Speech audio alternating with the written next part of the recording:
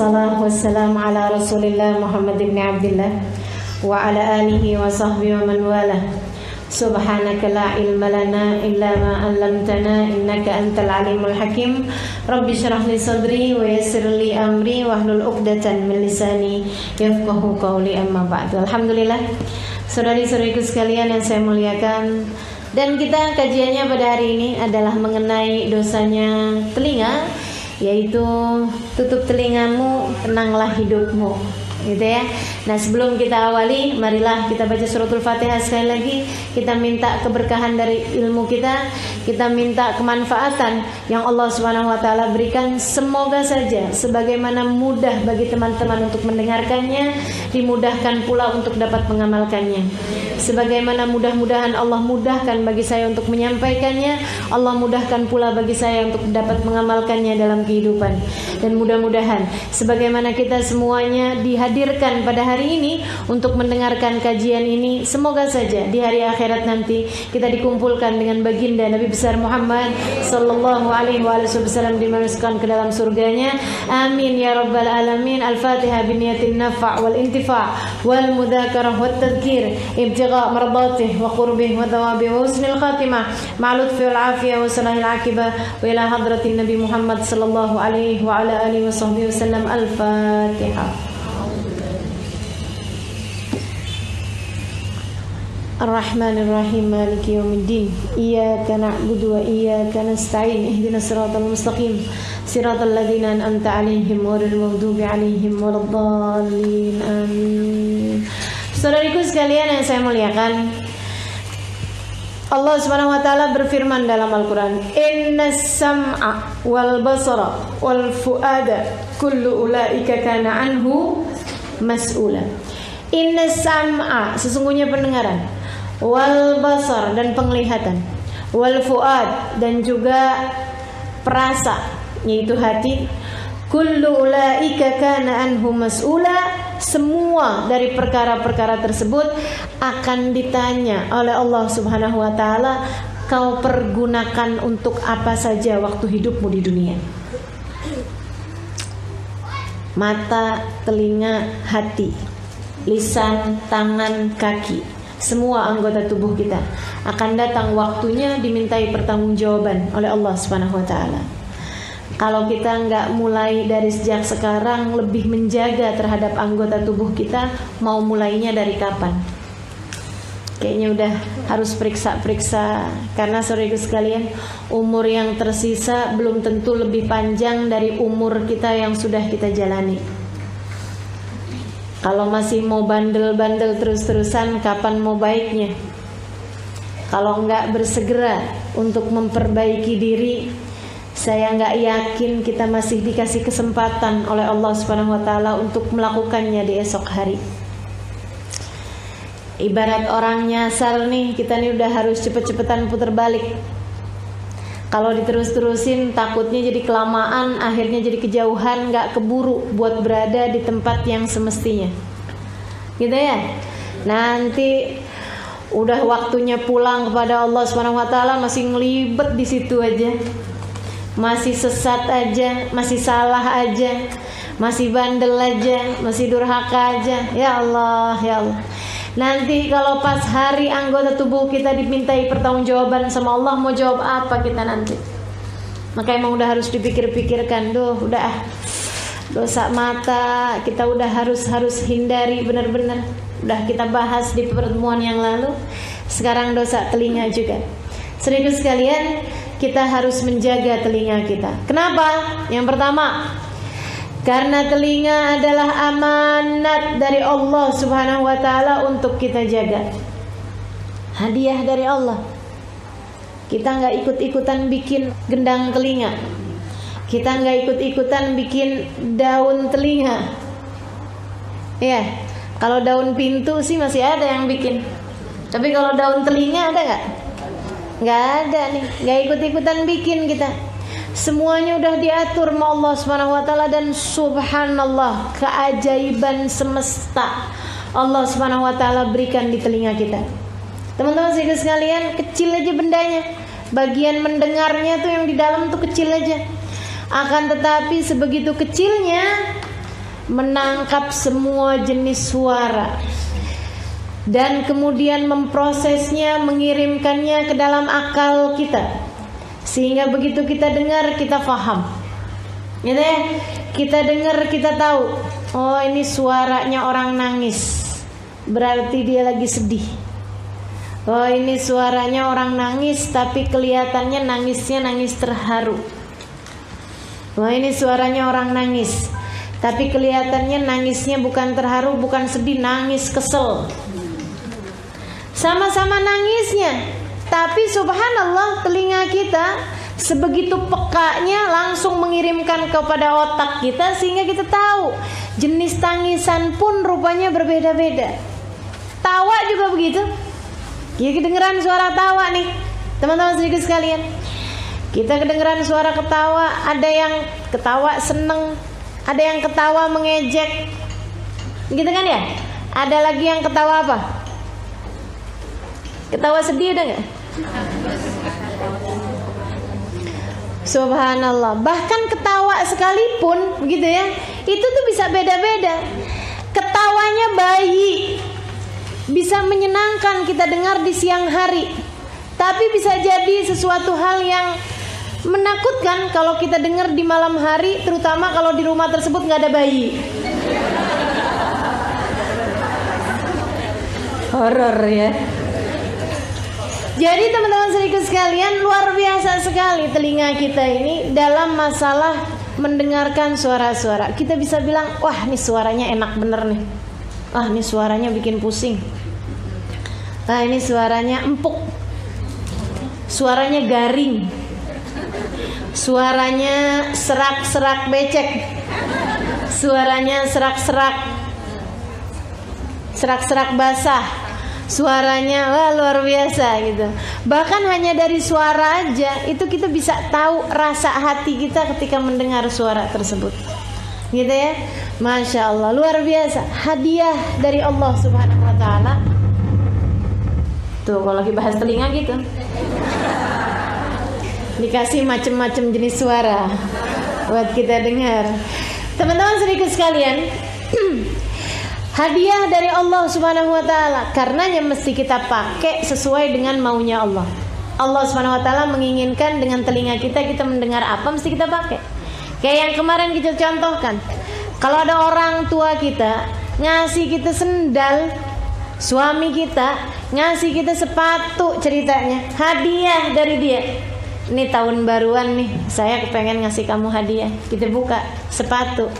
Bagus bang, sepatunya sini bang, saya pukul bang, abang.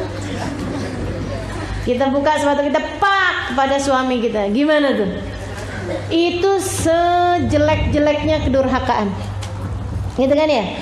Nyakitin, dipukul, lebih nyakitin lagi kalau dipukulnya pakai benda yang kita hadiahkan darinya. Saudaraku sekalian yang saya muliakan, nah ini kita kalau kemudian pakai telinga dari Allah Subhanahu Wa Taala, kita pakai buat maksiat kepada Allah Subhanahu Wa Taala, kan nggak pantas bener.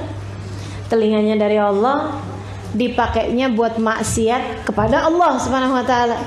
Kata Allah, lah dari saya kok dipakainya buat bermaksiat dan berdurhaka kepada saya, kata Allah. Ini kalau saya ambil lagi gimana telinganya? Mendadak tuli. Ya Allah, ya Allah. Ibu-ibu sekalian, padahal yang namanya telinga nih ya, kebaikan-kebaikan banyak kan kita dapat dari telinga. Kita hadir majelis kayak gini, saya sering sekali sampaikan kepada panitia, pokoknya makanan kurang gak apa-apa, tempat sempit-sempitan gak apa-apa, yang penting suara harus sampai. Kenapa? Sebab kebaikannya itu didapat dari telinga, kayak gitu ya. Kalau misalnya orang hadir sambil lapar gak dapat makanan, masih bisa dengar walaupun kurang konsentrasi, tapi masih tetap bisa dengar gitu. Akan tetapi kalau udah suara mic-nya gak nyampe, itu udah masalah. Langsung jadi gelisah, lapar berasa, kan gitu ya, panas berasa, kepengen ngobrol berasa, langsung jadi iseng gitu, langsung tanya-tanya karena gak kedengeran. Nah itu. Jadi teman-teman saudaraku sekalian, nih telinga nih sumber segala kebaikan sebenarnya. Kita bisa pakai alat ini untuk mendengarkan segala kebaikan. Makanya mesti kita pakai sesuai dengan apa yang Allah Subhanahu wa taala inginkan. Kita jaga telinga kita sebab ianya adalah amanat dari Allah Subhanahu wa taala untuk kita sekalian. Kita harus pakai sesuai dengan sang pemberi amanat.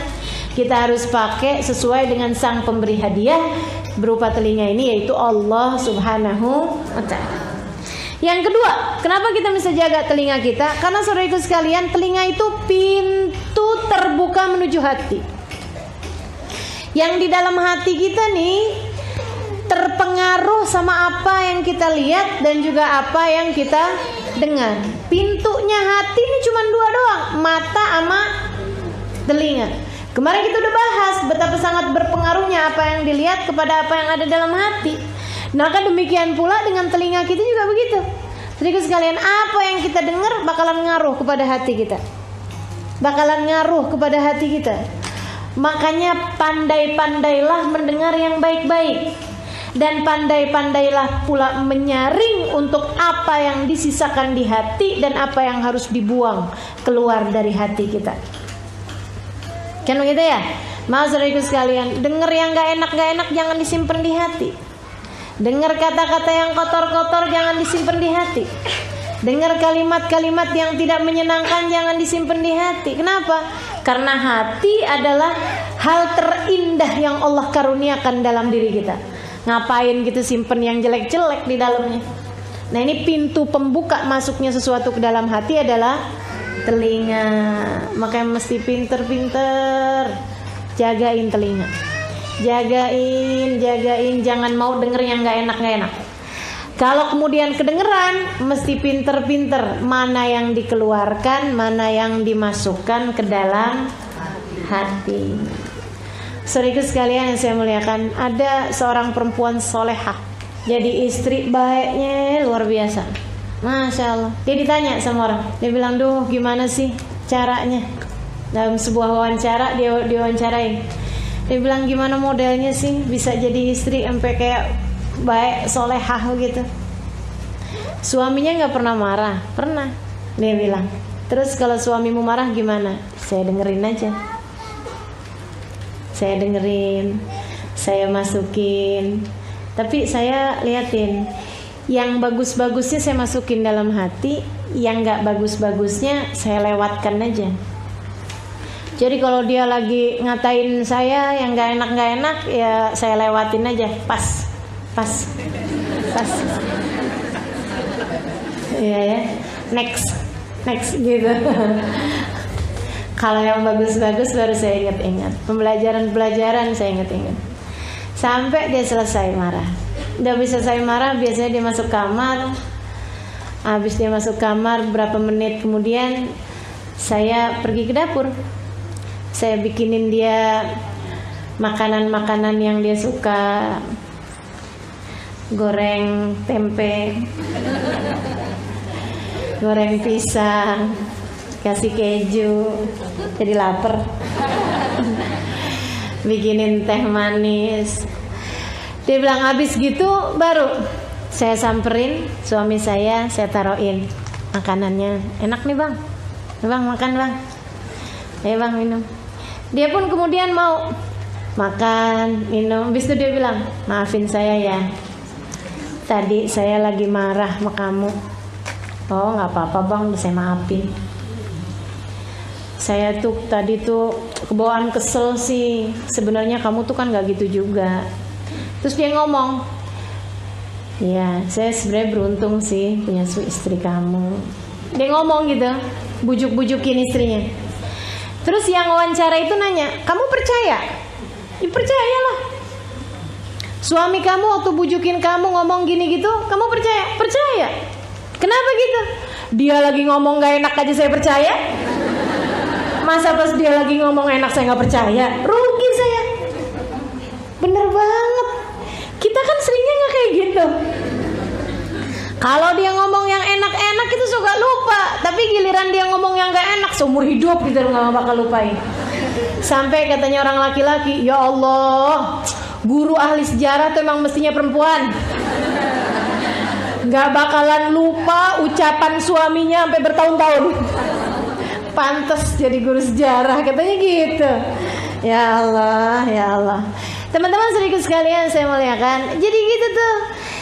Hati itu akan memuat apa yang didengar sama telinga. Karenanya mesti pinter-pinter jagain telinga.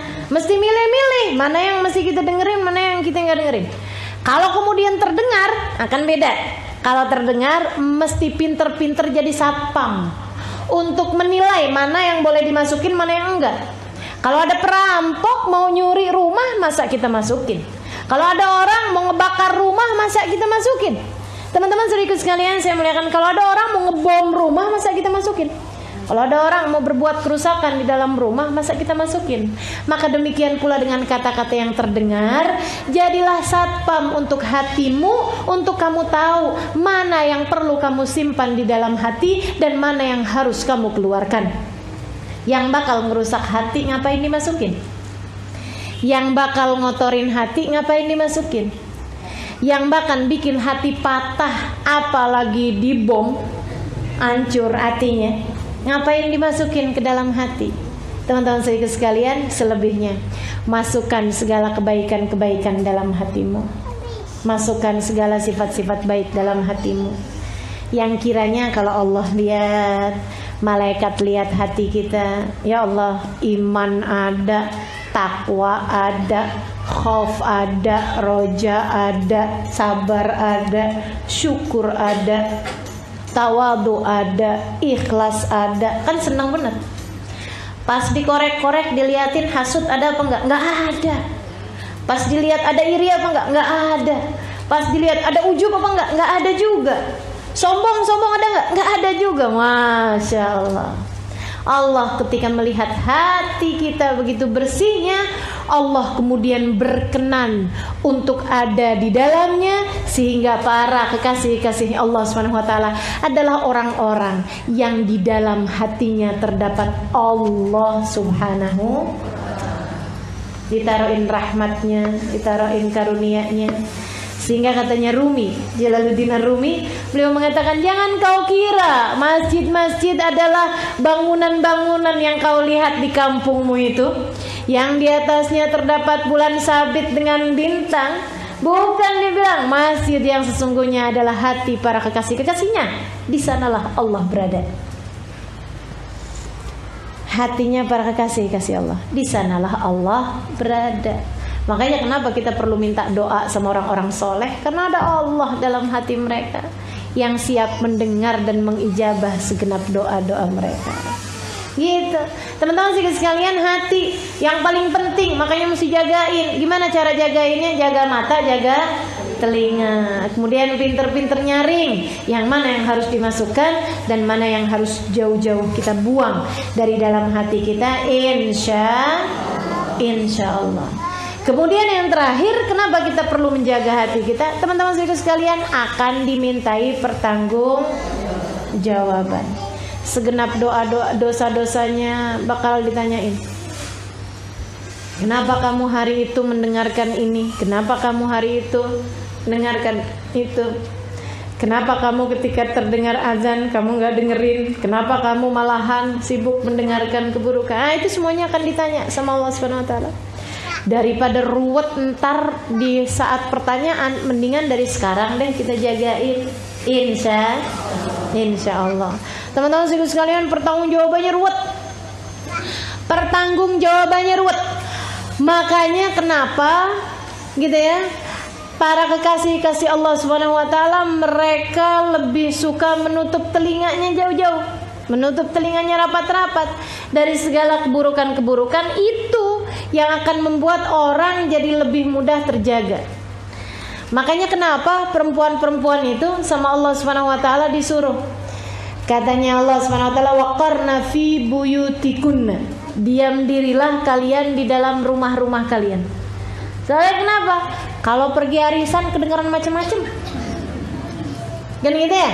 Kalau kita pergi reunian, ya Allah, mana mata ketemu mantan. Telinga kemudian dengar kabar kalau dia sekarang sudah menduda. Waduh, bahaya ini ya. Jadi susah jagain diri, jadi susah jagain hati. Kalau kita biarkan mata melihat yang dia suka, telinga mendengar apa yang dia mau. Teman-teman saudaraku sekalian, karena emang paling penting udah deh, jaga-jaga. Jangan dengar yang nggak perlu didengar. Jangan dengar yang nggak perlu didengar. Jangan lihat yang nggak perlu dilihat. Jangan cari tahu yang nggak perlu kita tahu. Kayaknya kabar semuanya harus didengar, harus update. Iya, itu update apa kepo? Alasannya pakai bawa hadis, man lam yahtam bi amril muslimin falaysa minhum. Siapa yang nggak tahu keadaan kondisinya umat Islam, dia tidak termasuk di antara mereka. Ini pakai hadis buat kepentingan yang nggak benar. Teman-teman saudariku sekalian yang saya muliakan, keadaan orang di sekeliling kamu harus tahu. Tetangga sebelah nih anak yatim udah makan apa belum, itu yang harus kamu perhatikan, bukan yang kamu pikirkan. Keadaan dunia semuanya harus kamu tahu. Katanya Habib Umar bin Hafid, ya Allah, orang-orang zaman sekarang sibuknya sama urusan dunia, merasa rugi, merasa bodoh, merasa nggak ngerti kalau sampai nggak tahu urusan politik di negerinya atau di negeri-negeri orang. Tapi urusan Tuhannya manusia nggak ada yang suka pada peduli. Urusan apa pesan-pesan Allah kepadamu nggak cari tahu. Urusan agama nyuruh kita buat apa nggak peduli. Ya Allah, sedihnya. Setiap berapa menit sekali buka kabar. Sekarang kan di tangan. Buka Twitter, buka Facebook, buka TV, buka berita. Kan begitu ya? Update semuanya. Tapi Quran sampai pada berdebu, nggak pernah dibaca. Kalaupun dibaca, sama sekali nggak punya rasa penasaran terhadap apa isinya. Ini kan sedih nih. Sedih bener ya. Ya Allah, teman-teman sekalian, mudah-mudahan Allah jaga seluruh anggota tubuh kita. Amin ya Rabbal Alamin. Pertanggungjawabannya bukan ringan di mata Allah. Karenanya mesti kita jaga benar-benar telinga kita agar mendengar sesuatu yang baik, insya yang di dalam hati terpengaruh sama apa yang didengar. Makanya Bu, pernah ada satu cerita. Ada orang di kampung bikin lomba naik apa tuh namanya, panjat pinang. Kabarnya sekarang haram hukumnya ya. MUI mengeluarkan fatwa hukumnya haram panjat pinang.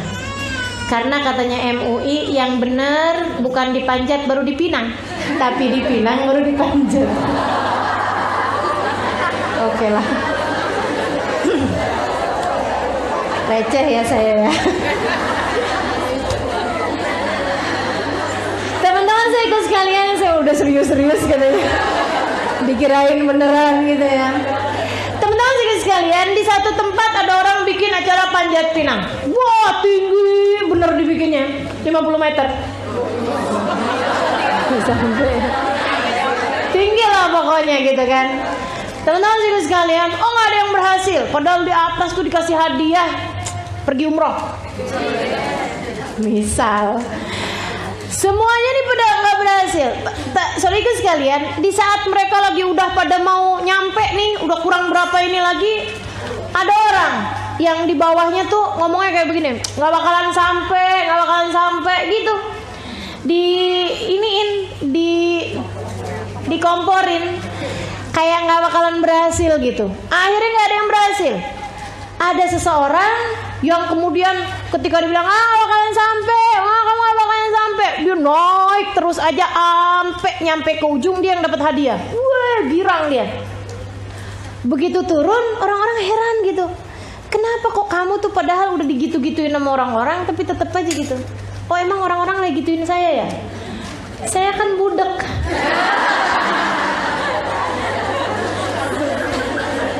Dia bilang, saya kirain orang lagi sorak-sorakin saya, lagi ngasih semangat. Ternyata tuh lagi. Ya Allah, ya Allah. Jadi kadang-kadang perlu kayak gitu ya. Perlu kita sumpel telinga kita tuh biar nggak kedengeran apa-apa yang bikin hati akhirnya jadi keruh, jadi terpengaruh, jadi nggak semangat buat ngapa-ngapain. Nah, mudah-mudahan dah Allah SWT jaga anggota tubuh kita, insyaallah. Amin. Teman-teman saudaraku sekalian yang saya muliakan, itu kenapa kita harus jaga hati. Nah, sekarang nih jaga telinga. Sekarang kita mau bahas apa aja sih dosanya telinga. Coba kepikir, dosanya telinga apa aja? Yang pertama, dosanya telinga mendengarkan gosip. Dengerin gosip. Innal mustami'a ahadal mughtabin, katanya Nabi Muhammad alaihissalam. Sesungguhnya orang yang mendengarkan, yarhamukillah, mendengarkan gosip, mendengarkan ghibah, mendengarkan aib-aib orang yang disampaikan, ahadul mughtabin, salah satu dari dua orang yang berghibah. Salah satu dari dua orang yang berghibah. Karena orang tuh nggak bisa ghibahin orang sendirian. Nggak bisa depan kaca gitu. Gue sebel banget sama laki gue. Itu namanya bukan ghibah, teman-teman saya sekalian. Namanya nggak jelas itu apa ya. Namanya stres kayaknya ya. Jadi saudara sekalian, yang namanya ghibah itu harus ada pendengar selain daripada yang berbicara. Nah ini maka yang mendengarkan itu juga sama dengan orang yang berghibah tadi ini, membicarakan aib orang tadi ini, gitu. Makanya hati-hati gitu kan. Saya nggak ikut-ikutan kok ngomongin orang, ya, tapi kamu dengerin.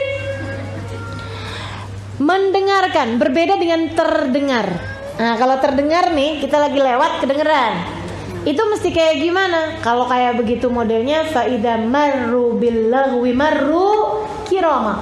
Kata Allah SWT, kamu kalau mendengar lewat, kemudian kamu mendengarkan ada orang-orang yang sedang melakukan perkara yang lagu, perkara yang gak perlu, perkara yang gak ada pentingnya, perkara yang sama sekali tidak mendekatkanmu kepada Allah, tidak memberi apa-apa kepentingan dari urusan dunia ataupun urusan akhirat, marru kirama, lewatlah dalam keadaan mulia. Nggak usah ikut-ikutan cari tahu apaan-apaan. Ulang boleh gak ulang? Nah, gitu ya. Ya Allah, nggak usah. Emang tuh nambahin. Ya Allah, ya Allah. Hati-hati teman-teman saya sekalian. Itu bisa ikutan ahadul mughtabin, salah satu dari dua orang yang berghibah. Dan ghibah tuh urusannya bukan perkara yang kecil. Allah sampaikan di dalam Al-Qur'an, gitu ya, fala yaghtab ba'dukum ba'dha ayuhibbu ahadukum an ya'kula lahma akhihi maitan fakaritum. Sama katanya Allah, orang berghibah itu kayak orang yang makan bangkai daging saudaranya sendiri. Ngeri amat. Maka teman-teman saya sekalian, kalau ngeliatin ada orang lagi pada ngomongin orang, itu sama aja kayak kita lagi ngeliatin orang yang lagi makan bangkai saudaranya. Mau ikutan apa nggak kira-kira? Nggak gitu kan? Kayak gitu aja. Ya tapi jangan menunjukkan rasa jijik gimana gitu. Kalian lagi pada ngomongin orang ya? Gimana, udah kenyang? Udah kenyang? Sadis ya. Ya Allah, sini dong duduk barengan sama kita. Sorry ya. Itu namanya nggak kiroma itu ya, nggak dalam keadaan mulia. Tapi dalam keadaan mulia itu yang iya nih masih ada keperluan yang lain, maaf ya, gitu. Jalan aja gitu. Kamar mandi mana? Gitu kan? Atau apalah segala macam cara untuk membuat kita menghindar dari keadaan yang seperti itu. Gitu, teman-teman sekalian. Hati-hati sama ghibah. Jangan sampai kita masuk, alhamdulillah nggak dengerin ghibah, alhamdulillah nggak ghibah, tapi kemudian kita menjadi orang yang mendengarkan ghibah, sehingga kita pun termasuk di antara dosanya orang yang berghibah tersebut. Gitu, mendengarkan gosip. Mendengarkan gosip di TV gimana Ustaz? Sama aja. Sama aja. Makanya ibu-ibu nih, terutamanya yang tidak berkegiatan gitu ya, maksudnya nggak kerja, nggak apa gitu kan, di rumah gitu.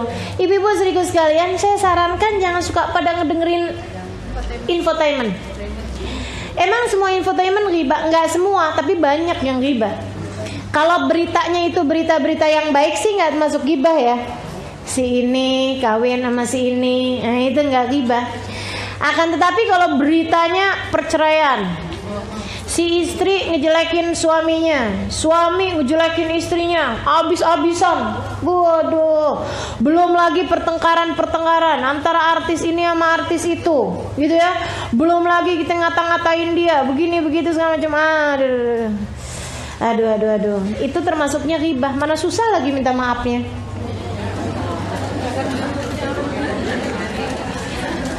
Kalau berita-berita yang kayak pejabat korupsi gitu-gitu kita dengerin ghibah apa enggak? Sebenarnya sih ghibah bukan ya teman-teman. Sebab la ghibata li fasikin, tidak termasuk ghibah terhadap orang fasik yang sudah kefasikannya jelas. Kalau udah terbukti dia memang korupsi, kemudian kita liatin sekedar pembelajaran, sekedar tahu, silakan aja. Kan begitu ya? Akan tetapi kalau sudah menjurus kepada hal-hal yang berbau ghibah, udah deh saudariku sekalian, aib orang ada, tapi kita kan juga belum tentu nggak punya aib. Malahan bukan kayak begitu, aib kita nggak kalah banyaknya. Yang disebutin orang dari kita, yang disebutin orang lain tentang orang lain, itu aibnya tidaklah lebih sedikit daripada aib yang kita punya. Makanya daripada kayak begitu, mendingan lana a'maluna walakum rahimallahum ra'an, kata Nabi Muhammad. Didoain. Saudaraku sekalian, nih ya, bayangin kalau Nabi Muhammad masih hidup sekarang. Kalau Nabi Muhammad masih hidup sekarang, pengen ketemu apa enggak? Banget ya. Kalau ketemu mau ngapain?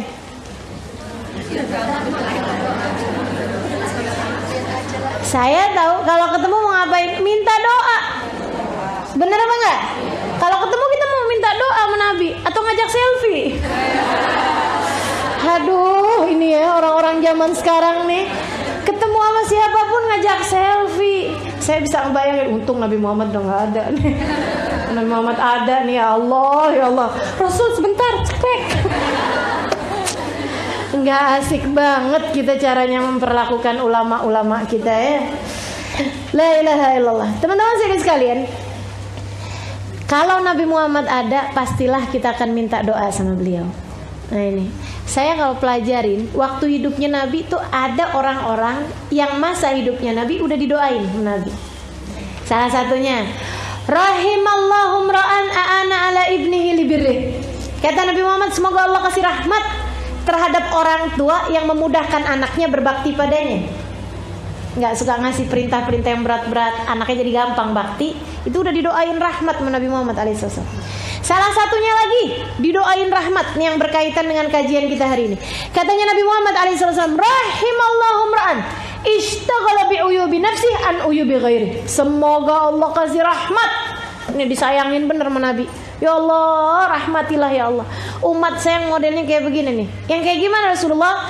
Ishtaghala bi'uyubi nafsih an uyubi ghairi. Sibuk memperbaiki aib dirinya sendiri sampai enggak tahu aib-aibnya orang lain. Dia enggak cukup mendengarkan, dia enggak cukup cari tahu tentang aib-aibnya orang lain karena merasa aib dirinya masih begitu banyak. Karena aib dirinya lah yang paling penting untuk dia dengarkan, untuk dia cari tahu, dan dia berusaha untuk memperbaikinya. Maka saudara sekalian saya muliakan, hati-hati sama ghibah, hati-hati sama mendengarkan orang berghibah. Mudah-mudahan Allah jaga kita semua. Amin. Ya Rabbal Alamin. Ada seorang perempuan solehah, terjaga benar-benar. Bapaknya soleh, salah satu dari wali min auliyaillah. Satu hari si anak perempuannya bilang, "Mbak, izin dong Mbak, mau ngapain?" "Mau hadir kondangan, ketemu sama teman-teman, ngeliat-liatin orang di kampung. Kok kayak saya nggak pernah hadir gitu." Kata abahnya, "Duh nak, nggak aman. Nanti kamu tuh akan mendengarkan orang ghibah, akan ngomongin orang akhirnya." "Oh enggak Pak, nggak ada, insya Allah. Abah tahu kan, saya juga emang orang berusaha buat hati-hati." Coba aja gitu, coba. Kata abahnya, "Coba nak, kamu gak pengen ngomong apa-apa? Enggak, saya mau rapi, jagain mulut. Coba kamu minum air, kamu taruh air dalam mulut kamu, ayahmu doa. kalau sampai ada yang enggak baik yang kamu dengar, termasuk dalam urusan dosa, ketika keluar nanti, ketika pulang nanti airnya udah jadi darah, udah jadi najis. Ya, bismillah. Dia masukin air ke dalam mulutnya sedikit. Jadi dia pergi nih, hadir ke undangan. Teman-teman sekalian, aman, dijagain hatinya, bener-bener nggak ngomong nggak apa. Namanya ada mulut, ada air di mulutnya, nggak bisa ngomong juga. Kalau ngomong kan airnya keluar. Jadi dia aman, jalan aja gitu, liatin, hatinya terjaga. Setiap lihat orang, lihat ingetin kebaikannya, ini itu segala macam, nggak dengerin orang ngomong nggak enak. Pulang-pulang, coba kamu buka ini, jadi darah. Kok bisa ya bah ya? Kata si anaknya. Kok bisa nih? Asli bah, saya nggak dengerin apa-apa. Dan saya selalu berpikir yang baik-baik juga. Kenapa kok bisa kayak begini? Coba kamu inget-ingetin lagi. Ada nggak perkara buruk yang kamu pikirkan tentang orang lain karena mendengar orang ngomong? Ingat. Iya sih bah, ada juga ternyata. Apaan itu? Saya ada ngelihat orang masuk ke dalam rumah tersebut, masuk ke dalam acara tersebut, yang satu pendek, yang satu tinggi. Yang pendek bajunya kepanjangan. Yang tinggi bajunya kependekan. Jadi orang-orang pada ngomong, bajunya kebalik. Mestinya kan yang mana pakai baju yang kena ya. Gitu. Saya begitu ngelihatnya, iya gitu. Segitu doang, teman-teman sekalian. Ya Allah, ya Allah. Itu kalau orangnya denger kira-kira seneng apa sedih? Sedih, itu aja tuh. Udah termasuk diantara dosanya telinga. Gimana dengan kita nih? Kalau keluar udah gak aman aja. Jangankan keluar, di dalam rumah pun gak aman. Ya Allah, emang mesti benar-benar minta sama Allah buat dijagain telinga kita. Mesti pinter-pinter jaganya. Ya, jadi itu. Yang pertama dosanya telinga adalah mendengarkan gosip. Kemudian dosanya yang kedua. Nah, nih, saudaraku sekalian, mendengarkan musik-musik atau lagu-lagu yang mendatangkan kepada fitnah.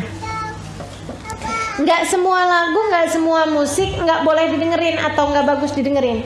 Nggak apa-apa. Tadi itu ada musiknya, ya kan ya? Tapi semuanya adalah sholawat, semuanya adalah suatu hal yang mendekatkan kita insya Allah kepada Nabi besar Muhammad alaihissalam, mendekatkan kita kepada surga. Terus yang model kayak gimana? Tuh yang orang-orang pada dengerin tuh lagu-lagu yang artinya mengarah kepada fitnah, mengarah kepada khana, mengarah kepada perzinaan. Saudaraku sekalian, saya muliakan, ngelihat judulnya aja sudah serem. Cinta Satu Malam. Itu modelnya kayak gimana tuh? Belum denger saya tuh lagunya. Kayak gimana tuh lagunya? Sedih bener kan, baru ngelihat judulnya udah sedih bener.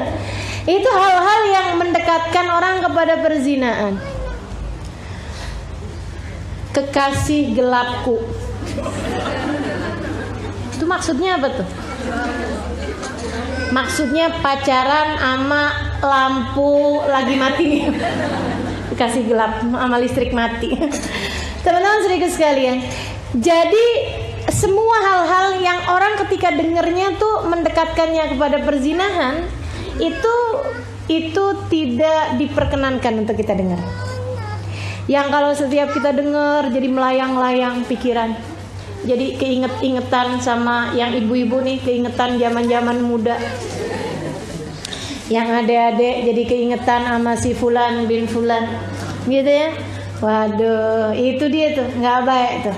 Itu yumbitun nifaq, katanya Nabi Muhammad alaihissalam. Lagu-lagu yang mengarah kepada perzinahan seperti itu menumbuhkan kemunafikan di dalam hati, seperti mana musim penghujan menumbuhkan jamur. Cepat. Sementara lagu-lagu yang mendekatkan kepada pujian kepada Allah, pujian kepada Rasulullah, gitu ya, itu menumbuhkan keimanan. Seperti musim penghujan menumbuhkan pohon. Cepet apa lama? Lama, tapi kuat. Saudara sekalian, makanya mesti sering-sering dengerin yang baik-baik, karena itu pohon imanmu lagi disiramin, gitu. Nyiramin kebaikan-kebaikan itu ya. Tapi kalau kita mendengarkan lagu-lagu yang kayak begituan, akhirnya kemudian kemunafikan bisa tumbuh di dalam hati kita. Naudzubillah min dzalik. Karenanya saya tuh kayak lebih setuju, lebih suka gitu ya, orang sekalian dengerin lagu-lagu yang dia nggak ngerti sekalian artinya, karena pakai bahasa Inggris, bahasa Prancis, bahasa apa gitu. Mendingan daripada mendengarkan lagu-lagu nih anak-anak kita nih, daripada mendengarkan lagu-lagu berbahasa Indonesia yang dia paham tapi artinya nggak benar, gitu. Lebih bagus lagi mendengarkan lagu yang berbahasa Indonesia yang artinya bagus, kan gitu ya. Itu yang artinya bagus-bagus tuh masih banyak. Lagu-lagu yang religius misalnya, atau lagu-lagu yang gak religius kan juga, yang tentang ayah ada, yang tentang ibu ada, gitu ya, yang tentang hal-hal kebaikan-kebaikan untuk tidak berputus asa, kan banyak juga gitu. Jadi kita mesti selektif, pinter-pinter. Jauh lebih bagus lagi kalau yang kita didengarkan oleh kita dan anak-anak kita adalah lagu-lagu yang misalnya sholawat, lagu-lagu yang puji-pujian kepada para kekasih-kasihnya Allah SWT, seperti itu. Kalau mendengarkan musik, mendengarkan lagu itu hukumnya apa, Ustazah? Nah ini nih kita bahas coba. Teman-teman saudaraku sekalian yang saya muliakan, ada perbedaan pendapat di antara para ulama mengenai musik.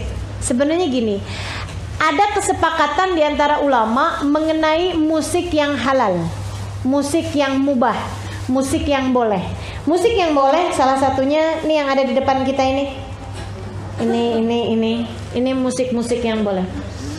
Termasuk juga kalau di alat-alat musiknya yang inian tuh kayak angklung, alat musik yang dipukul ya, kayak bass, kayak drum band tuh, ya kan, dung itu nggak apa-apa tuh, itu boleh-boleh aja.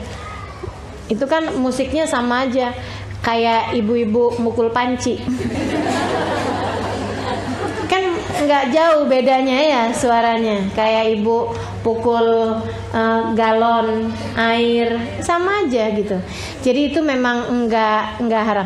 Kalau ada orang yang mengharamkan musik secara mutlak, ini menurut saya enggak tepat. Menurut saya ya, enggak benar gitu. Bukan hanya menurut saya, menurut para ulama enggak tepat kalau musik, semua musik haram. Karena ibu-ibu saudara sekalian, alam semesta ini enggak jauh-jauh dari musik. Menurutmu suara rintik hujan bukan musik? Musik. Menurutmu suara air terjun yang mengenai batu-batuan bukan musik? Musik. Menurutmu suara ngaduk ketika goreng bukan musik? Musik, teman-teman sekalian. Kalau bicara mengenai musik, kan gitu ya? Musik itu semuanya. Suara sendok sama ini digini-giniin kan juga jadi musik. Suaranya tukang bakso lewat depan rumah, ya Allah. Makanya katanya ada orang-orang gini, musik paling merdu suara beduk adzan maghrib pada waktu puasa. Berduner. Maka saudaraku sekalian, alam semesta ini enggak sepi-sepi dari musik. Bahkan suara anak kita nangis juga pakai irama. Iya enggak? Makanya kalau anak nangis, nak iramanya yang bagusan dikit apa? Coba ganti kunci. Ya Allah, ganti nada. Maka teman-teman sekalian, alam semesta ini nggak sepi dari irama. Semuanya pakai irama. Orang ngomong pun pakai irama kok. Makanya katanya Nabi Muhammad alaihi salatu wasalam, zayyinu aswatakum zayyinul Quran bi aswatikum. Hias-hiasilah Al-Quran dengan suara kalian. Lagu-laguin Al-Quran. Ghannul Quran, katanya Nabi Muhammad alaihi salatu wasalam. Lagu-laguin, iramain Al-Quran. Disuruh sama Allah Allah SWT. Irama musik itu selalu ada dalam kehidupan kita, nggak mungkin enggak. Makanya secara naluri anak-anak tuh baru lahir aja udah demen sama musik, udah demen sama lagu, udah demen sama irama. Cuman masalahnya gitu ya, ada pada beberapa alat musik yang diharamkan. Makanya saya sampaikan nih, ada beberapa alat musik ittifaq ulama dengan kehalalannya, seperti yang tadi saya sebutkan. Ada juga sebagian ulama yang mengharamkan beberapa alat musik, gitar, kemudian lagi biola, kemudian lagi piano. Nah itu diharamkan oleh sebahagian ulama. Sebagian yang lain, dan ini yang saya lebih cenderung kepada jawaban ini, teman-teman saya sekalian, karena jawaban ini yang diambil oleh para guru-guru kami, guru-guru saya, gitu ya. Mereka mengatakan bahwa musik itu seperti gelas. Musik seperti gelas. Saudariku sekalian yang saya muliakan, musik seperti pisau, musik seperti semua alat-alat lainnya. Makanya namanya alat musik. Bukan musiknya, tapi alat musik. Alat musik itu sama aja dengan gelas yang merupakan alat minum.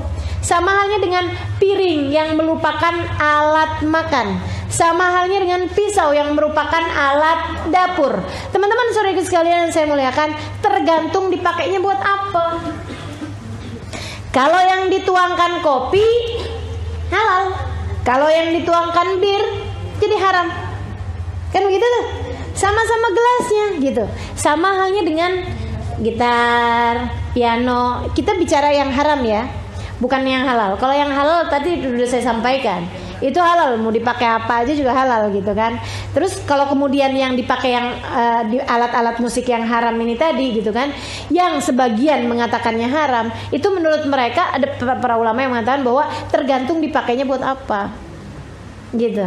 Kalau dipakainya untuk mengiringi lagu-lagu yang baik secara liriknya gitu ya, apalagi jika itu adalah pujian kepada Nabi Muhammad, misalnya Mahir Zain, kan nyanyi ada alat musiknya, misalnya Abdus Salam Al-Maghribi, Hamadah dan lain sebagainya. Para munsyid itu juga banyak yang pakai alat musik kayak piano gitu kan ya. Di kita juga ada beberapa penyanyi-penyanyi religi yang artinya bagus-bagus gitu, yang bisa mengingatkan orang, menyadarkan orang. Nah ini teman-teman saudaraku sekalian, kalau kemudian dipakainya si gelas tadi ini kayak begitu, ya hukumnya malah justru jadi bagus. Kalau itu bawa keindahan sehingga orang lebih mau mendengarkan, orang lebih senang bersolawat, kan gitu ya, nggak apa-apa. Tapi begitu diisinya khamr, itu tadi, kalau lagu-lagu itu kemudian dipakai untuk mengiringi musik-musik tersebut dipakai untuk mengiringi lagu-lagu yang gak benar, lagu yang mendekatkan kepada fitnah, lagu yang mendekatkan kepada perzinahan, maka itu hukumnya adalah haram. Sama halnya dengan gelas tadi diisi khamr gitu ya, diisi minuman keras. Bukan haram gelasnya, bukan, tapi yang haram adalah isinya. Sama halnya dengan musik tersebut, bukan haram musiknya teman-teman sekalian, akan tapi yang haram adalah liriknya, syairnya, apa yang disampaikan di dalam lagu-lagu tersebut. Nah gitu ya. Baik teman-teman saudaraku sekalian saya muliakan, itu hukum tentang musik, itu hukum tentang lagu gitu ya. Kemudian yang diharamkan juga, kita mesti pinter-pinter jagain dosanya telinga. Yang pertama tadi mendengarkan ghibah, yang kedua mendengarkan musik-musik atau lagu-lagu yang mengarah kepada perzinahan, kepada syahwat, kepada fitnah. Kemudian yang ketiganya mendengarkan sesuatu yang mendekatkan kepada perzinahan walaupun bukan musik. Dan ini mulai nih, ada banyak modelnya zaman-zaman sekarang. Makanya mesti dihati-hatiin, terutama buat ibu-ibu nih yang pada punya anak-anak remaja, mesti dijauh-jauhkan dari hal-hal yang berbau-bau pornografi. Itu bisa merusak otak. Kabarnya kerusakan yang ditimbulkan lebih besar daripada kerusakannya otak disebabkan karena narkoba. Begitu. Kayak phone sex yang begitu-begitu loh. Maksudnya kayak dengerin suaranya. Kalau buat laki-laki itu saya nggak paham ya. Tapi kalau buat perempuan mah kayak yang nggak terlalu ngaruh gitu. Buat laki-laki biasanya, gitu kan. Ada kayak gitu-gitulah, mendengarkan suara perempuan yang mendesah, yang mendesah-desah gitu ya. Nah itu semuanya hukumnya adalah haram. Karena perbuatan zina itu yang haram bukan hanya zinanya, akan tetapi segala sesuatu yang mengarah kepada perzinahan. La taqrabuz zina innahu kana fahisyatan wa sa'a sabila. Kemudian saudara sekalian, yang juga merupakan dosanya telinga, mendengarkan omongan orang yang gak kepengen didengerin. Nguping, nyensor, kemudian lagi mendengarkan percakapan-percakapan yang orangnya gak kepengen didengerin. Itu hukumnya adalah haram, gitu kan. Orang lagi berantem suami istri kita dengerin. Yasma'un kalaman wahum lahu karihun. Mendengarkan sesuatu dan mereka gak kepengen suara tersebut didengerin. Karenanya kemudian menjadi haram orang bertiga, kemudian dua orang berbisik-bisik. Itu haram hukumnya. Jadi kalau kita lagi bertiga gitu ya, kemudian dua orang, satu sama dua, A sama B gitu ya, bisik-bisik dengan mengindahkan si C. C-nya jadi nggak tahu kan apa yang dibisikin. Itu hukumnya haram. Kenapa bisa kayak begitu? Karena kan akan melukai perasaannya si C. Dan lagi pula orang kayak begitu tuh ibu-ibu sekalian, walaupun apalagi saling kenal ya, nggak kenal aja langsung jadi ngeliatin dirinya, kenapa nih saya? Merasanya dia yang lagi diomongin. Padahal bisa jadi bukan begitu, kan gitu ya? Bisa jadi bukan dia yang diomongin. Tapi kalau udah yang namanya berbisik-bisik di tengah tiga orang, dua orang A sama B bisik-bisik, itu hukumnya haram. Karena melakukan sesuatu hal yang membuat si yang ketiganya menjadi tersakiti. Termasuk juga diantaranya adalah kalau ada orang lagi ngomong sesuatu yang nggak kepengen didengar, kita jangan coba-coba untuk cari tahu, cari dengar gitu ya. Apaan nih? Kira-kira ngomong apa sih? Ya Allah, nguping itu nggak bagus. Itu termasuk dari dosa-dosanya telinga. Dosanya telinga yang berikutnya, saudara sekalian, tidak mendengarkan azan. Jadi kita kalau lagi ada azan, itu kita bisa dengerin. Hukumnya wajib untuk mendengar azan dan menjawabnya. Kalau kedengeran azan, dengan beberapa persyaratan. Satu, syaratnya azannya live, azannya secara langsung. Jadi kalau azannya itu suaranya di handphone, itu kan memang udah tersimpan, bukan live kan. Nah itu nggak wajib dijawab, nggak wajib didengerin, gitu ya. Apalagi kalau dia pasang di handphonenya itu suara azan sebagai ringtone. Tiap denger, bukannya diangkat teleponnya malah didengerin azannya. Kelakuannya. Allahu Akbar, Allahu Akbar. Marhaban bil khailadan. Tiap denger azan bukannya dijawab teleponnya, malahan dijawab azannya karena suara panggilannya azan. Jadi teman-teman sekalian, suara azan itu wajib didengarkan, satu kalau dia adalah live secara langsung. Kemudian yang kedua, memang waktunya azan. Walaupun suaranya live secara langsung memang ada orang azannya, nggak wajib didengarkan. Kalau kemudian engkau lagi dengerin lomba azan, gitu ya. Tiap orangnya azan, marhaban bil qailatan, marhaban bisalatin. Allahu Akbar, Allahu Akbar, Allah terus jadi jawabin azan karena lagi jadi juri. Ya enggak tuh. Jadi yang sesuai dengan waktunya. Satu live, kedua sesuai dengan waktunya. Yang ketiga, suara adzan yang terdekat. Jadi kalau walaupun live tapi suara adzannya itu jauh atau suara adzannya itu beruntun. Banyak kan ya, kadang saya apalagi kalau deket rumah kita dengan musola, dengan masjid, suara adzan satu kedengeran, itu nggak semuanya wajib kita jawabin. Akan tetapi kita wajib mendengarkan yang terdekat. Kalau sama-sama dekatnya, sama-sama jelasnya, kita wajib menjawab hanya yang pertama. Jelas ya? Jadi kalau suara adzan berturut-turut, yang wajib kita dengarkan hanyalah yang pertama. Kalau kemudian jelas suara adzan yang pertama. Kalau suara adzan yang pertama nggak jelas, maka yang wajib didengarkan adalah yang paling jelas atau yang paling dekat dengan tempat kita. Seperti itu. Jadi teman-teman saudara sekalian, ini mengenai adzan. Dan kalau kita bicara tentang adzan nih, saudara sekalian yang saya muliakan, ada beberapa hal yang kita sunnah untuk lakukan ketika suara adzan terdengar.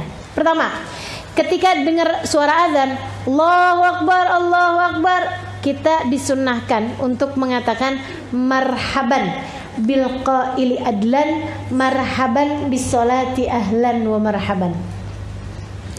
Marhaban bil qaili adlan, marhaban bis salati ahlan wa marhaban. Nah itu, dicatat kebaikan-kebaikan yang banyak tuh. Apalagi jika diiringi dengan rasa sukacita. Alhamdulillah, ketemu duhur lagi, sholat lagi, alhamdulillah. Ketemu asar lagi, alhamdulillah. Marhaban bil qaili adlan, marhaban bis salati ala marhaban. Selamat datang wahai yang menyampaikan panggilan yang paling adil, panggilan yang terbaik. Selamat datang wahai salat, selamat datang penghadapan kami kepada Allah Subhanahu wa taala. Gitu. Teman-teman sekalian, dengan rasa sukacita. Saya alhamdulillah sukacita ketika mendengar adzan maghrib di bulan Ramadan. Semuanya kayaknya ya. Tapi kalau buat rasa senang setiap kali mendengar adzan, ini memang urusannya sama hati, teman-teman sekalian. Kita masih lebih sering kalau dengar adzan gini, udah duhur aja. Ntar kedengeran asar, udah asar aja, perasaan baru aja duhur. Kayak waktu kejar-kejaran banget, cepet banget gitu jalannya. Maka saudara sekalian, itu kita sunnah tuh. Habis itu kemudian Allahu Akbar, kita dengerin, kita jawabin yang sama. Asyhadu an la ilaha illallah, kita dengerin, kita jawabin yang sama. Asyhadu an la ilaha illallah. Asyhadu anna Muhammadar Rasulullah, kita dengerin, kita jawabin yang sama. Kemudian kita cium. Ini satu amalan berfadilah yang disampaikan oleh para ulama-ulama kita. Ya, kalau dicari hadisnya kayaknya nggak ketemu. Sekurangnya sampai sekarang saya belum nemu hadisnya. Tapi silahkan diamalkan karena fadilahnya indah. Siapa yang waktu kedengaran azan asyhadu anna Muhammadar Rasulullah, dia cium dua jarinya seraya mengatakan marhaban bi habibi wa qurrat aini Muhammad sallallahu alaihi wasallam, kemudian mengusapkan di dua matanya, insya Allah seumur hidupnya nggak akan kena kebutaan, nggak akan buta dan nggak akan menjauhkannya dari sakit mata. Insya Allah jauh dari sakit mata, gitu ya.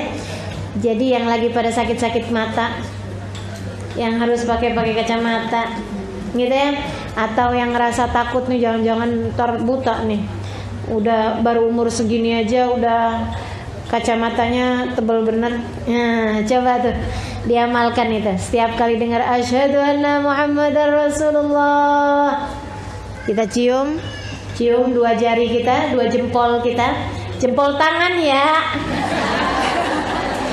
jempol tangan sendiri ya. Ntar jempol tangan orang lagi kita cium. Sambil bilang marhaban bi habibi wa qurrat aini Muhammad sallallahu alaihi wasallam. Kemudian kita usapkan di kedua mata kita.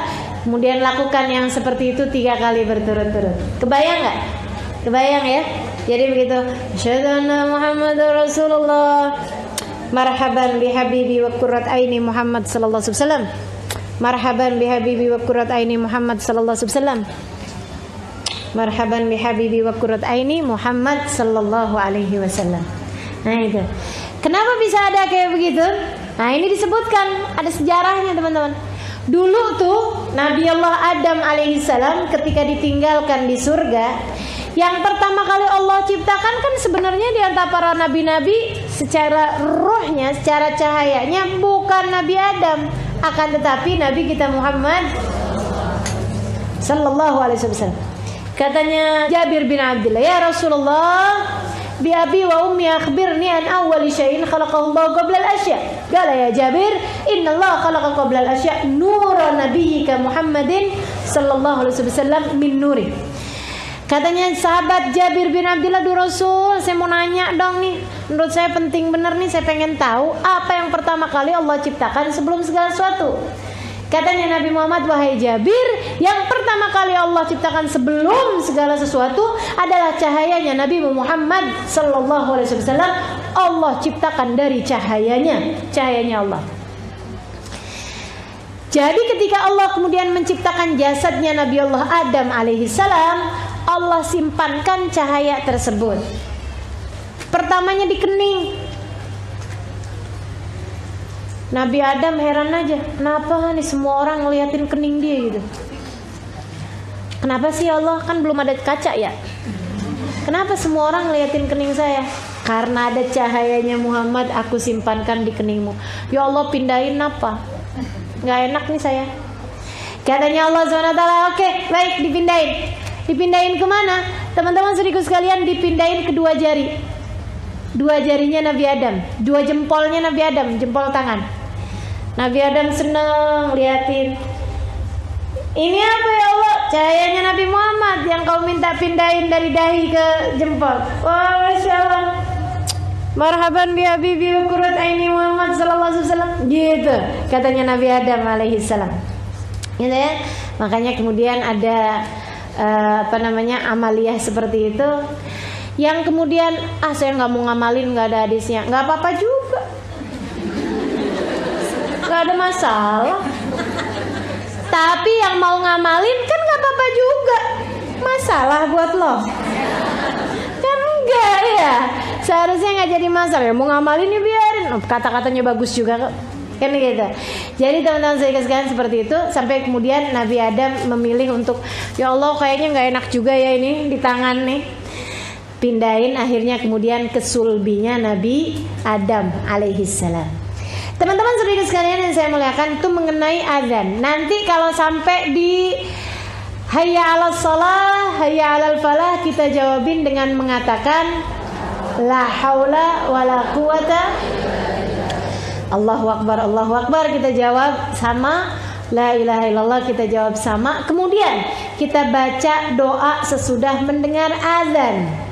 Apa doanya? Allahumma rabb hadhihi ad-da'wati tammah was-salatil qa'imah ati sayyidina Muhammadan al-wasilata wal fadilah wasyaraf wad-darajatal 'aliyata rafi'atul maqamal mahmud alladzi wa'atta innaka la tukhliful mi'ad ya arhamar rahimin. Baca yang seperti itu diawali dengan alhamdulillah, diawali dengan hamdalah. Jadi begitu la ilaha illallah, nggak pakai Muhammadur Rasulullah, nggak pakai. Kita kan kebiasaan kalau dengar udah la ilaha illallah kayaknya langsung Muhammad Rasulullah. Ini salah satu tempat yang kita nggak sunnah untuk menjawab dengan Muhammad Rasulullah. Jadi begitu la ilaha illallah udah kelar, alhamdulillahirabbil alamin. Allahumma salli wa sallim ala sayyidina Muhammad wa ala ali sayyidina Muhammad. Allahumma rabb hadhihi ad-da'wati tammah was-salatil qa'imah ati sayyidina Muhammadan al-wasilata wal fadilah wa syaraf wa darajatal 'aliyata rafi'atul maqamal mahmud alladzi wa'atta innaka la tukhliful mi'ad ya arhamar rahimin. Kata Nabi Muhammad, siapa yang setiap kali dengar adzan dia jawab begitu, wajabat lahu syafaati, wajib baginya mendapatkan syafaatku. Amin ya rabbal. Baik teman-teman saudaraku sekalian yang saya muliakan, itu semuanya adalah dosa-dosanya telinga, ya, dosa-dosanya telinga. Nah kalau amaliyah pahalanya telinga apaan? Kita nih bisa telinga kita jadi telinga yang penuh dengan kebaikan gimana? Satu, gak ada yang lebih bagus daripada mendengarkan firman-Nya Allah. apalagi jika sambil tadabbur terhadap makna-maknanya Al-Quran. Makanya memang mesti sering-sering dengerin ayat Al-Quran dibacakan, baik oleh orang lain ataupun oleh diri sendiri. Artinya kita mesti sering-sering dengerin Quran. Makanya kalau baca Quran tuh, daripada baca dalam hati, mendingan disuarakan. Terutamanya kalau nggak ada sesiapa di rumah kita, gitu ya. Kita bacanya mesti yang agak keluar suara. Atau kalau kita sedang bersama dengan orang-orang yang kita cintai juga silakan bersuara, yang sekiranya tidak membuat mereka merasa terganggu. Ini bahaya teman-teman sekalian. Setiap baca Quran kencengnya luar biasa. Orang tuh kalau ada yang baca Quran harus didengerin, itu masalahnya. Itu masalahnya. Kalau kemudian anak-anak kita jadi merasa kayak gini, mah nih ampun, kan saya kan mau nonton ini mah, saya gitu. Yang akhirnya mereka jadi meremehkan Al-Quran yang kita baca, itu kan akhirnya jadi dosa. Daripada jadi bikin dosa, mendingan kalau kita baca Al-Quran yang rame-rame orang, lebih baik kita bacanya pelan-pelan aja. Atau kita menyingkir dari kerumunan orang sehingga kita bisa membacanya dengan bersuara. Karena membaca Al-Quran dengan bersuara itu lebih bagus daripada membaca Al-Quran tanpa suara. Dan karena memang teman-teman sekaligus sekalian yang saya muliakan, kenapa kita kalau membaca Al-Quran sunnahnya bersuara? Paham maksudnya bersuara? Kan bisa aja saya baca Al-Quran kayak gini, gitu, boleh aja gitu ya. Atau boleh juga Bismillahirrahmanirrahim, Alhamdulillahirabbil alamin, Arrahmanirrahim. Itu namanya bersuara. Nah itu sunnah walaupun kita sendirian, apalagi ketika bersama dengan orang-orang yang kita sayangi. Sunnah untuk membaca Al-Quran tuh keluar suaranya, agar kitanya sendiri mendengar suara Al-Quran yang kita baca, sehingga telinga kita mengerjakan ketaatan kepada Allah Subhanahu wa taala berupa mendengarkan Al-Qur'an. Yang kata Allah Subhanahu wa taala, "Idza quri'al Qur'an fastami'u lahu wa ansitu la'allakum turhamun." Apabila kalian dibacakan Al-Qur'an, maka kalian dengarkan dengan seksama dan diamlah, la'allakum turhamun, maka kalian akan dirahmati oleh Allah Subhanahu wa taala. Gitu.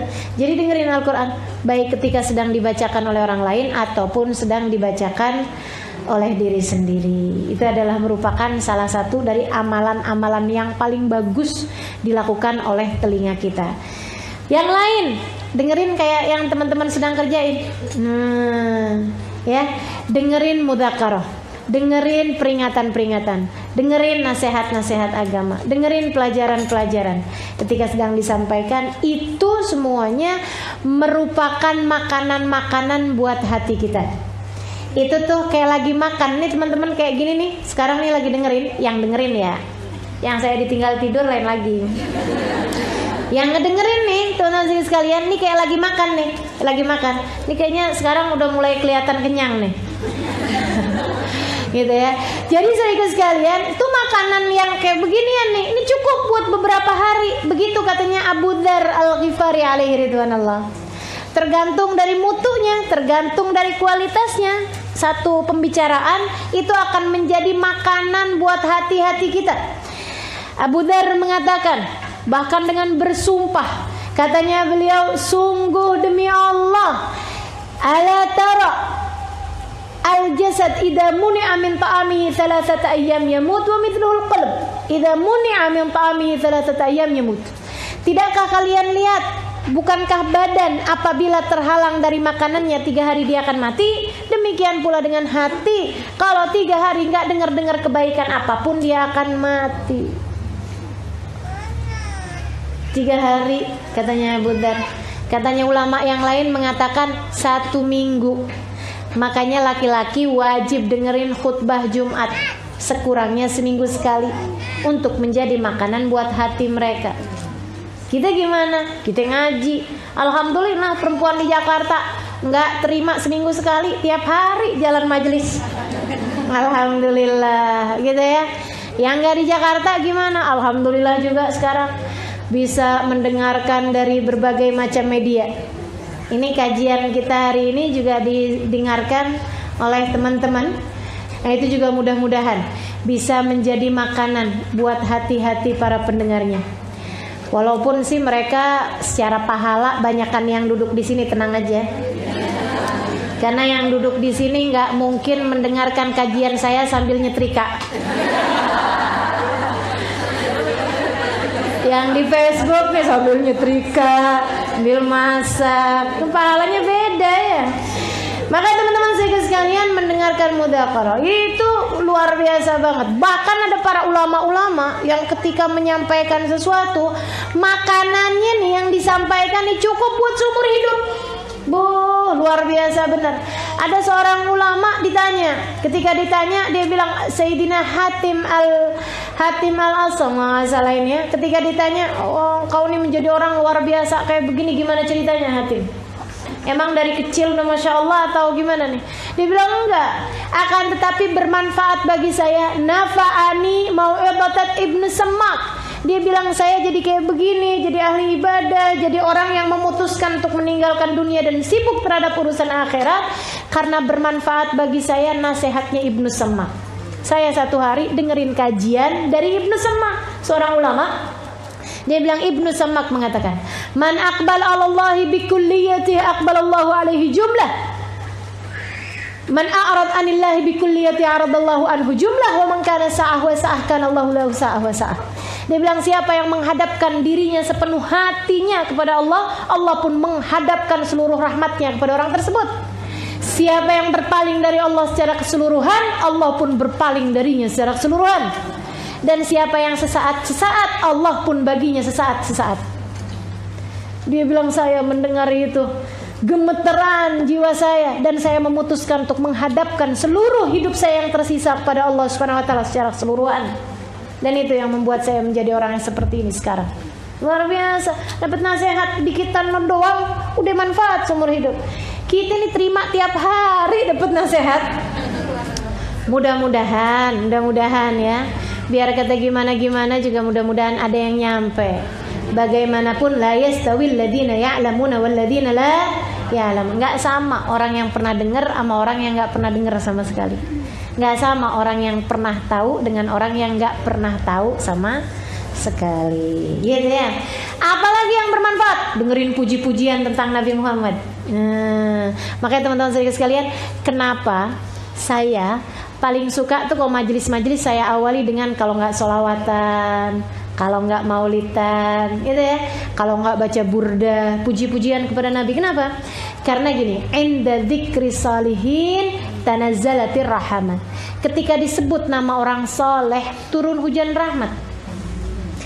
Ini baru disebutin namanya orang soleh. Bagaimana dengan namanya manusia yang paling soleh? Baginda Nabi besar Muhammad sallallahu alaihi wasallam. Nabinya orang soleh, teman-teman saudara sekalian. Waduh, turun rahmatnya Allah. Jadi ketika kemudian majelisnya dimulai, rahmatnya udah turun. Kan enak, saya nggak usah susah-susah. Rahmatnya udah turun. Saya merasa nggak cukup percaya diri untuk menurunkan rahmatnya Allah. Tapi kalau udah rahmatnya Allah udah turun, kan enak jadinya.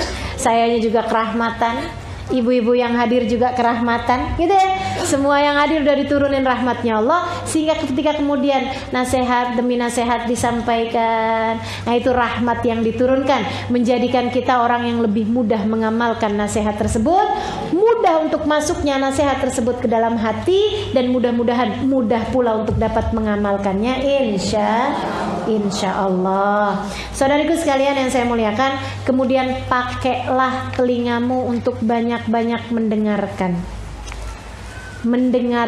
manusia, mendengarkan orang yang bukan haram tentu saja, mendengarkan yang perlu engkau dengarkan dari keinginan orang tuamu, keinginan suamimu, keinginan anak-anakmu. Itu akan menjadikan telingamu telinga yang luar biasa. Alladzina yastami'una al-qawla fayattabi'una ahsana. Fabashshir ibad, kata Allah, berikan kabar gembira pada hamba-hambaku. Siapa mereka ya Allah? Yang senang mendengarkan kebaikan dan mengamalkan yang terbaiknya. Gitu. Jadi istri akan jadi istri yang paling disayang sama suaminya kalau dia pandai mendengarkan suaminya. Apa maksudnya pandai mendengarkan? Kalau dia ngomong didengerin, itu iya juga. Teman-teman sekalian, kalau kita setiap kali dia ngomong kita dengerinnya bukan cuma pakai telinga, tapi pakai hati. lama-lama kita akan bisa mendengarkan bahkan yang nggak pakai disuarakan sama suami kita. Dia baru ngelirik doang kita udah paham. Apa yang dia mau tuh kita tahu gitu. Suami saya gitu, kalau ada tamu dia ngelirik saya sudah tahu. Oh maksudnya sediain air. Gitu kan. Maka teman-teman saya sekalian, demikian pula dengan seorang ibu akan menjadi seorang ibu yang paling disayang sama anak-anaknya kalau dia pandai mendengarkan anak-anaknya. Bahkan yang nggak pakai disuarain, faham dia kenapa anaknya sedih, ngerti dia, udah nggak pakai ngomong, gitu ya. Lagi diajak jalan-jalan, anaknya ngelihat gerobak es krim, paham dia. Tahu langsung aja mau yang rasa apa nak gitu. Masya Allah, ini orang yang kayak beginian bakalan paham. Dan ini kan menjadi media komunikasi yang paling bagus. Teman-teman saudara sekalian, orang tuh dikatakan komunikasinya bagus bukan yang satu berbicara, yang satu mendengarkan, bukan. Lebih daripada itu, komunikasi yang terbaik adalah ketika seseorang bisa mendengarkan apa yang disampaikan oleh pasangannya, oleh mukhatabnya gitu ya, oleh orang yang berhadapan dengan dia, meskipun tanpa dia harus mengucapkannya. Nah, itu udah komunikasinya paling bagus tuh yang kayak begituan. Caranya gimana? Selalulah bertanya apa yang orang lain inginkan dari dirimu, bukan bertanya apa yang bisa saya dapat dari orang lain. Memberi gitu ya. Selalu aja gitu. Nanti lama-lama bisa tahu gitu. Jadi saya misalnya bisa paham gitu kan. Nih yang paling diperlukan sama jamaah kira-kira mendengarkan apa nih? Ini kayaknya pada ngantuk nih. Oh kayaknya udah kepikiran sama mendung karena keingetan jemuran nih. Ada yang lagi mikir gimana cara pulangnya nih gitu. Mudah-mudahan udah bisa berhenti sebelum hujan turun nih. Gitu. Paham? Kenapa bisa begitu?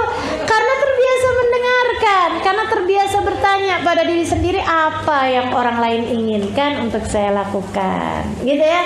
Dah insya Allah mudah-mudahan. Bahkan sore itu sekalian, yang telinganya dijaga dari yang haram, yang selalu mendengarkan kebaikan-kebaikan, jadi telinga yang sudah disensor sama Allah Subhanahu wa taala. Telinganya Sayyidina Umar bin Khattab, telinganya para kekasih-kasih Allah Subhanahu wa taala. Saudariku sekalian yang saya muliakan, Sayyidina Umar, ada orang ceritanya beliau lagi jadi Amirul Mukminin, Umar bin Khattab. Ada orang mau ngadu, ada rakyat mau ngadu sama Sayyidina Umar. Ngadu, dikasih izin buat ngomong. Ngomong dia, berapa menit gitu ya, 10-15 menit, abis itu keluar. Dia bilang, ih Umar bin Khattab ya, keren bener. Kenapa emang? Saya jujur terhadap semua ucapan saya sama Sayyidina Umar bin Khattab, kecuali ucapan yang saya baru mau ngomong, dia kemudian bilang, yang ini gak usah kamu omongin. Dia tahu kapan saya mau bohong. Telinganya udah luar biasa, dikaruniai oleh Allah Subhanahu wa taala telinga yang mampu membedakan mana yang benar, mana yang enggak benar. Aduh, telinga yang dikaruniai hidayah oleh Allah Subhanahu wa taala berjalan atau mendengarkan dengan cahayanya Allah. Semoga Allah Subhanahu wa taala mengaruniakan kepada kita jenis telinga yang seperti itu insyaallah. Amin ya rabbal alamin. Rabbana zalamna anfusana wa illam taghfir lana wa tarhamna lanakunanna minal khasirin. Rabbana atina fid dunya hasanah wal akhirati hasanah wa qina adzabannar. Da'wana subhanakallahumma tahiyyatun fiha salam. Akhiru da'wana anil hamdulillahi rabbil